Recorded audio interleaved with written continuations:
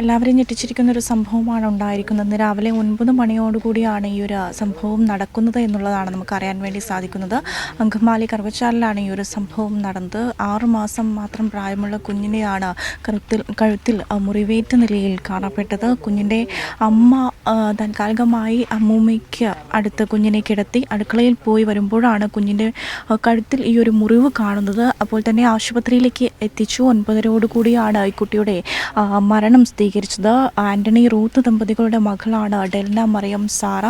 ഇന്ന് മൂത്ത കുട്ടിയുടെ പിറന്നാൾ ദിനം കൂടിയാണ് എന്നുള്ളതാണ് അറിയുന്നത്. അങ്ങനെ അച്ഛൻ മൂത്ത മകനെയും കൂട്ടി പുറത്ത് ഇരിക്കുമ്പോഴാണ് ഈ ഒരു സംഭവം നടക്കുന്നത്. അങ്ങനെ അയൽവാസിയാണ് കൂട്ടി അപ്പോൾ തന്നെ ആശുപത്രിയിലേക്ക് അച്ഛനും അമ്മയും കൂടെയാണ് പോകുന്നത്. 9:30 ഈ ഒരു മരണം സ്ഥിരീകരിച്ചത്. ചീനി സ്വദേശികളാണ്. ഒരു 10-15 വർഷക്കാലമായിട്ട് ഈ ഒരു പ്രദേശത്ത് താമസിക്കുന്നവർ തന്നെയാണ്. എന്താണ് ഇങ്ങനെയൊരു സംഭവത്തിന് കാരണം എന്നുള്ളത് നമുക്കിപ്പോഴും വ്യക്തമാക്കാൻ വേണ്ടി സാധിക്കുന്നില്ല. കഴുത്തിൽ ആഴത്തിലുള്ള മുറിവുണ്ടോ എന്നുള്ളത് നമുക്ക് കൃത്യമായ അന്വേഷണത്തിലൂടെ മാത്രമേ ലഭിക്കുകയുള്ളൂ.